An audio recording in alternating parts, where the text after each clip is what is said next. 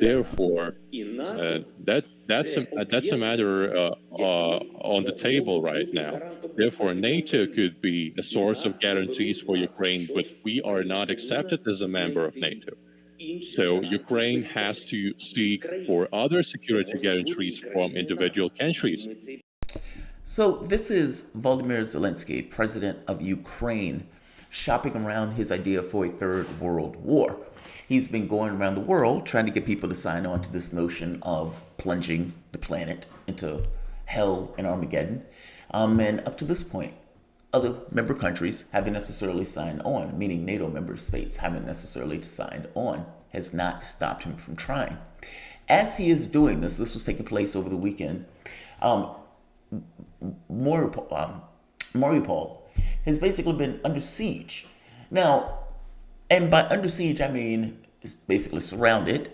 The Russians have flattened the place and have been so dominant in regards to controlling that particular space that they demanded surrender on Sunday and gave the Ukrainian military 2 hours to basically lower their guns and exit the country through various corridors that they were basically allowing.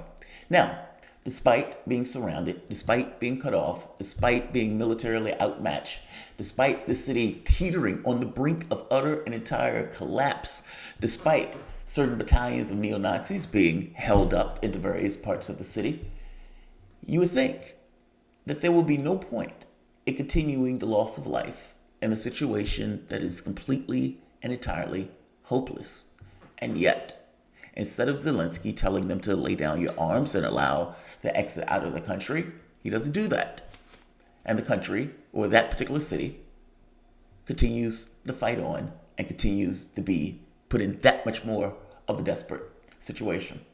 The point that I want to make here, though, is that what Zelensky is doing here, shopping around this third world war idea, and what is taking place right now in Mariupol, basically the utter and entire collapse and smashing of that city and refusal of the city to basically resign despite hopeless situation.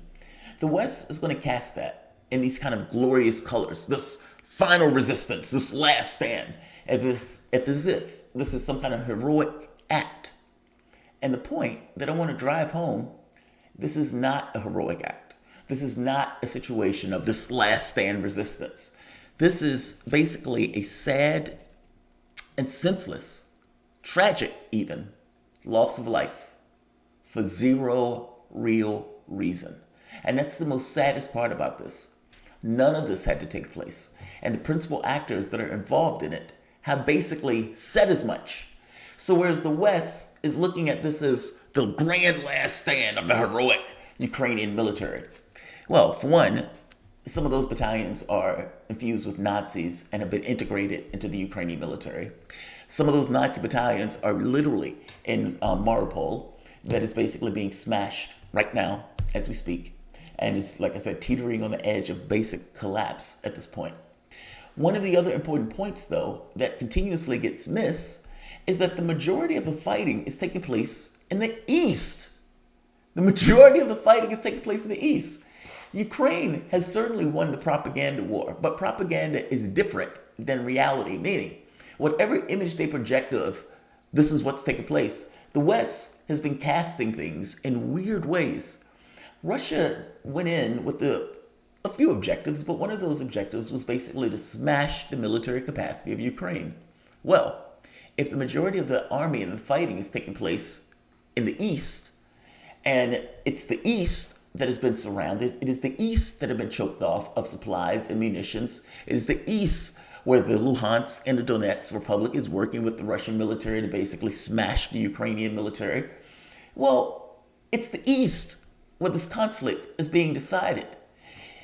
The smashing of the Ukrainian military in the East is equivalent, is not worse than taking Kiev.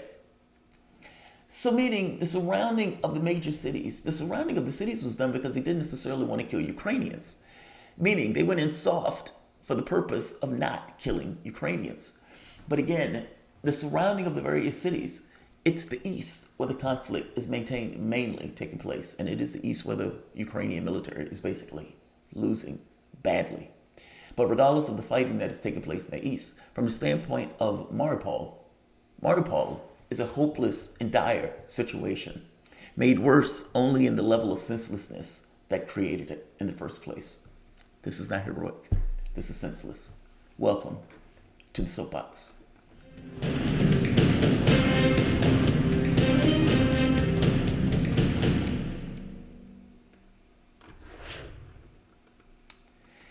My name is Jamarl Thomas. This is the Progressive Soapbox.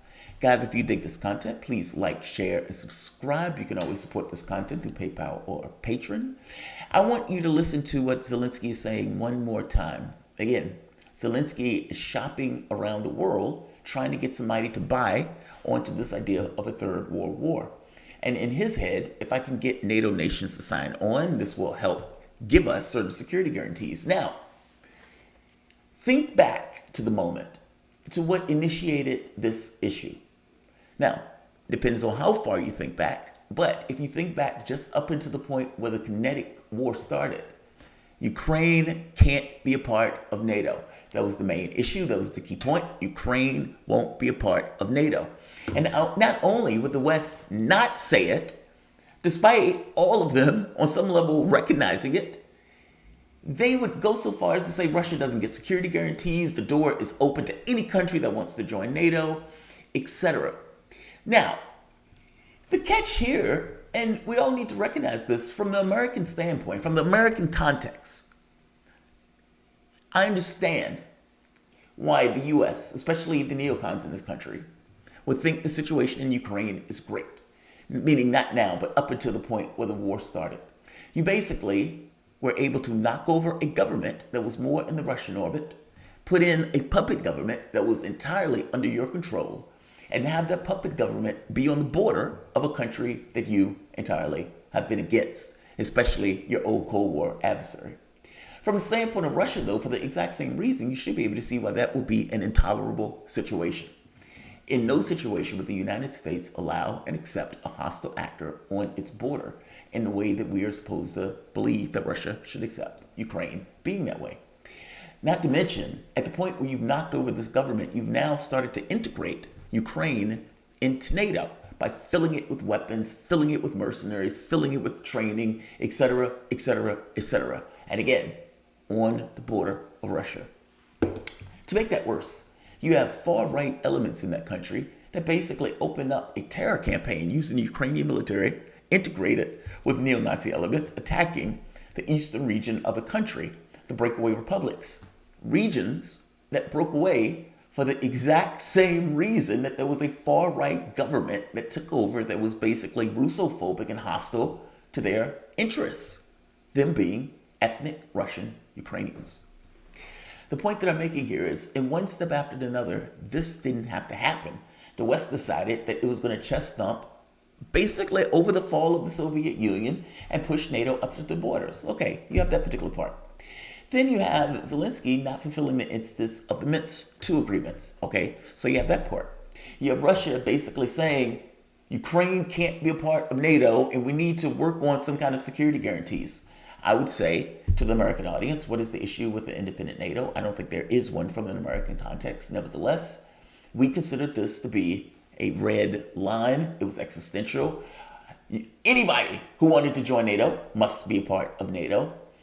And Russia does not have legitimate security concerns. What about now? What about now? Listen to what Zelensky is saying one more time.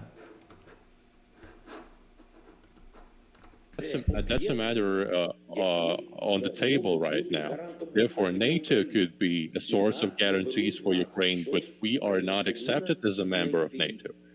So Ukraine has to seek for other security guarantees from individual countries that could be NATO members. And that is what we are proposing. A number of leaders of the world's countries could be a source of guarantees for Ukraine. They could be part of this circle. So he is still trying to get NATO nations to basically come to the table in order to give some level of security guarantees. And up to this point, many of these nations have pushed back against this. But my point is that what is taking place in Mariupol is directly related to what is taking place here. Those people who are dying for pressure and a propaganda campaign. No more, no less. That is dark, that is cynical, and I would put to you that it's also true. If you are the Ukrainian military and you know, A, your military is getting smashed in the east, B, this city is about to collapse, and you have your people, your military, and everything else that's still in that city that you are basically allowing to get smashed and get obliterated. You had the opportunity to let them out. You have the opportunity to basically let them put down their arms and find an exit. You chose not to do that. Now, why would you choose not to do that? From a military standpoint, do you really want your military to get smashed that way? Even from an ethical, just a human being standpoint, do you want your military and the people in that particular city to basically get smashed? Maybe not from a military context, but the context to which Ukraine has been fighting this war, predominantly in the West, has been propagandistic. From a propaganda standpoint, those people may be more valuable to you dying in that city than otherwise surrendering and allowing those people to basically live. Why do I think that? It's for the same reason you have issues of human shields. Oftentimes, when a military cannot necessarily compete with the military that they're fighting, they will put weapons and armaments in civilian territory, whereas those civilians basically get killed because those armaments are there and the people are attacking where the armaments are. And the reason you do that is to say, look at all of the dead people that they're doing in this campaign. Well, what does it look like from the standpoint of a city? So the West can say, this is the last stand, this is the valiant last stand. When the reality of it is that Zelensky's objective is, I can't win this militarily. Because I can't win this militarily, this has been being fought heavily in a propagandistic standpoint. If the West, who does not want to come into this conflict, if I can get one of those countries to see all of these people dying in that particular location, in this particular conflict, in that particular city, that all of those people are looking on, does that give them any level of pressure to get involved in a campaign?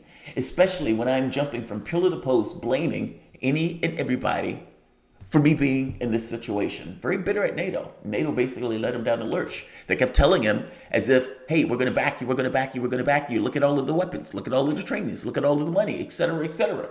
Only to get to the point where NATO wasn't willing to fire a shot because none of them were willing to go to a third world war in defense of Ukraine. They led them down the garden path, as it's being said. The point that I'm making here is from Zelensky's standpoint. He is continuing to pressure NATO to join or get involved. And the pressure that he is using in this case are the lives that are basically being lost as that city is being entirely smashed. Yes, he could do something about it. No, he chooses not to. Instead, this is the pathway to which he's chosen to try to pull more forces into this conflict and expand it and escalate it that much more. Yeah, it's sick. And yeah, it's cynical. But it is indeed a war. And from the standpoint of this war, he has no chance of winning it. On the other side of this, what makes it that much more senseless and gets across that it is not a heroic last stand. This is something far more tragic. It's a wasted mass waste of lives. That's what it is. Sad, senseless waste of life. Why do I say that? I say that because it didn't need to take place. And at this point, the main principal actors that were involved in bringing this about admit such. So if you're admitting, hey, look at all of these people that are dying, and simultaneously, we agree that this didn't have to take place and that the original Russian demands were acceptable. They were acceptable. This is European Joseph Borrell, and he is the High Representative for European Union for Foreign Affairs. Listen to what he says. There are moments in which we could have reacted better. For example, we proposed things that we could not guarantee. In particular, Ukraine's accession to NATO. This was never realized. I think it was a mistake to make promises that we could not fulfill. Now, no duh. No duh. No duh. This goes all the way back to 2008, where these guys offer Ukrainian membership to NATO. All of them understood what this meant, going all the way back even before that, when assurances was made that NATO would not move an inch to the east. Why would they say that? Because even back then, there were issues of security wrapped around NATO from the standpoint of Russia, considering that NATO was formed in retaliation to the Soviet Union, and that the remnants of it were very concerned that it would continue to expand. And that is exactly what it did, despite the promises and proclamations that it would not. So when you come around the second time around and they're like, okay, well, we'll give you assurances. Well, assurances are enough. You gave us assurance once before, and you blew those assurances off. Not just that, you helped overthrow that government, so we don't entirely believe much of what's coming out your mouth at that point, considering that you are continuing to put closer and closer and closer to our borders. So no, Russia was not necessarily going to take a chin wag from the United States. The point that I'm making here is the European representatives fully recognize that that was a full mistake if the objective was to prevent a larger conflict. More to the point, Zelensky has also said Ukraine is not going to be part of NATO, despite the fact that he's still trying to get those nations. Look at what else Zelensky said, though, over the weekend, right here. I requested them personally to say directly that we're going to accept you into NATO in a year or 2 or 5, or just say it directly and clearly, or just say no. The response was very clear. You're not going to be a NATO member, but publicly, the door will remain open. So wait a minute. When Russia kept saying, Ukraine cannot be a part of NATO, that is our condition. Before any of this turned kinetic, Ukraine cannot be a part of NATO. And despite the fact that they were screaming, NATO is open door policy, anybody can be part of NATO, we're not going to say that Ukraine can't be part of NATO, behind the scenes, they were telling Zelensky, no, you won't be a part of NATO. However, in the open, for bravado and brinksmanship, and to be tough, they would say, the door is open. And they would continuously fill the country with weapons, integrate it into NATO, etc., without necessarily calling it NATO. Again, the point that I'm making is whether they would call it that or not is almost immaterial to the point. And what they knew is, no, you're not going to be a part of NATO. But instead of them just saying that, instead of them being willing to have that negotiation, they decided to be tough, and they decided to drag that country into a larger conflict that country had no chance of winning. And that's where they are right now. Mariupol is being utterly and entirely destroyed for a conflict that all of them recognize should not have taken place, because all of them agreed with the original Russian premise that Ukraine was not going to be a part of NATO. They wouldn't say it, which makes it that much more duplicitous. It makes what is taking place in Mariupol, and to be honest, Ukraine in general, that much more disastrous and that much more senseless. Zelensky is to the point of using these people that are being killed in Mariupol as his pressure and propaganda campaign to get the West further involved into a larger scale war and to escalate that conflict, believing that if NATO is involved, there's a chance that Russia would somehow stop the conflict. He doesn't know what would happen at that point. And all of the other principal actors believe that this will create an intolerable escalation that will drag this country and this world into Armageddon. The point that I'm making here is that they now agree with the Russian position. And to make it even worse, Europe agreed with that position in the beginning while they were continuously saying that Ukraine could still be part of NATO. Goddamn shame. I'm going to say like, share, and subscribe. Thanks all.